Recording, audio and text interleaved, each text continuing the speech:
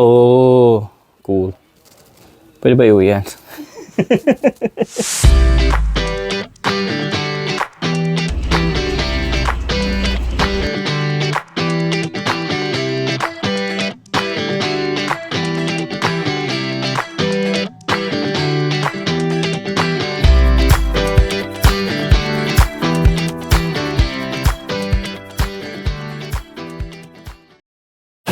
Ayun, guys, nandito na tayo sa Skyliner. Nakaupo na kami ni Miss Madel. Matagal-tagal na biyahe ito, mga 1 hour hanggang dun sa aming hotel. Medyo may mga palitan ito, bababa kami ng Nipori and then change kami ng train. Yamanote line. Okay. Tayo na Kihabara Station. Bababa na Kihabara Station. Okay. Hindi pa dumating. Oo. Ay, alis na. Ayun na, umandar na. Umandar na guys, umandar. Ayun, umandar na. Wala tayong makikita ngayon. Mamaya na lang. See ya! Since mahaba yung biyahe, kwentuhan muna tayo. We book our Skyliner tickets sa Klook for total of 151 pesos. 2 tickets na yun. And maganda dun, meron siyang libreng eSIM with 1 gig of high-speed data. Dito talaga kami nakatipid. Bukod sa talaga mabilis yung internet since nasa Japan kami, yung 1 gig data na yun umabot hanggang morning ng pangatlong araw namin nung papunta na kami sa Yokohama. Then after maubos niyan, hindi na rin kami nag-reload. Inactivate ko naman yung isa pang eSIM na nakuha din namin ng libre nung binook naman namin yung Skyliner tickets pabalik ng airport. This time, we got 6 gig of data na free. Hindi nga namin naubos yun pero libre lahat yun dahil kay Klook kami nag-book. Oh, hindi ito sponsored ha.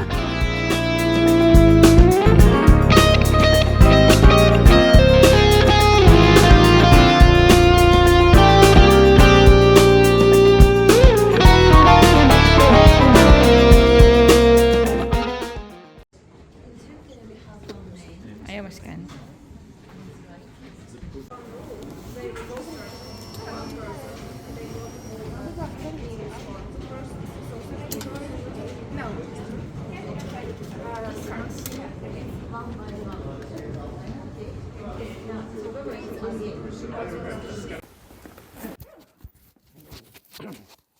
Ayun. So, nandito na kami sa room namin, 1418. So, nasa 14th floor kami. So, tap natin to. So, ito yung room. Pasok na kami. Okay, madilim. So, ayan. Ayun. Super liit lang. Tipid-tipid lang tayo. Pero, medyo, ano mga ito. So, super cozy lang talaga ng room. Ayan. Diyan na yung, ayun lang yung pito. Ayan si Miss Madel. Hello, Miss Madel. Ayan. So, ito na yung kama. Tapos, ayun, TV agad, di ba? Mamaya, complete room tour siguro. Kung may itutour pa tayo dito. For sure, super liit din ng banyo nito. Ay, pag ganito. Ayan lang yung banyo. Kita nyo.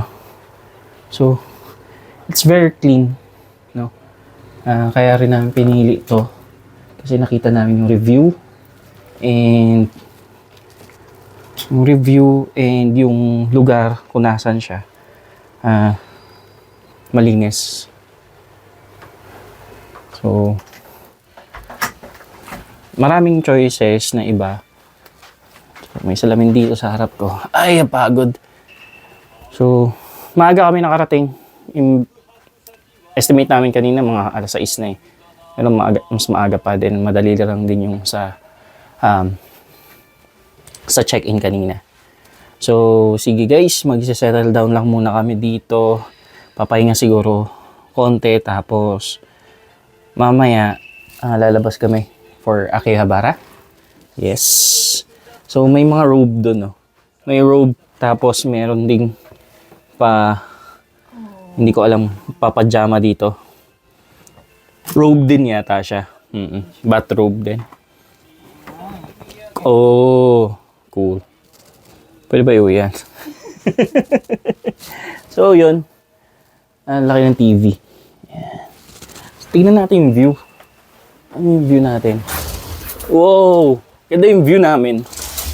Kaya ako rin napili ito kasi yung iba na Apa Hotel, halos walang view. So, yung mga available na rooms, walang view.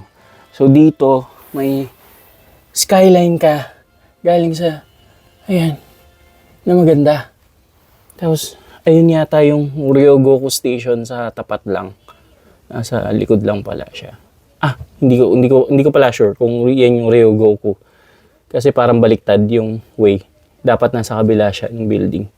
Hindi yan siguro yun. Pero yun. Sige guys, pahinga lang muna. See you later, alligator. Bye-bye.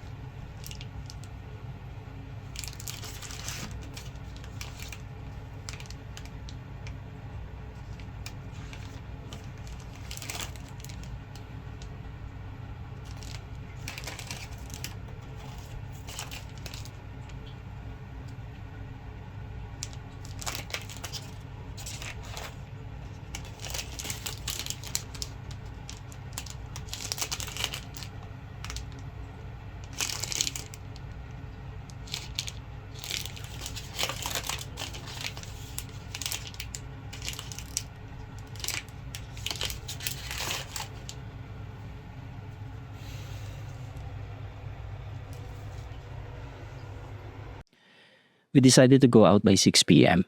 Ito yung dinaanan namin kanina galing ng Ryogoku Station. Bali nasa likod lang pala siya ng hotel. Pabalik lang kami doon to ride a train to Akihabara. Bali one stop away lang yun from here. Dito sa Ryogoku Station makikita mo yung mga statue tulad nito and mga designs tulad nito. Pati mga building aesthetics tulad nito. Which shows na ang Ryogoku ay home of sumo dito sa Japan.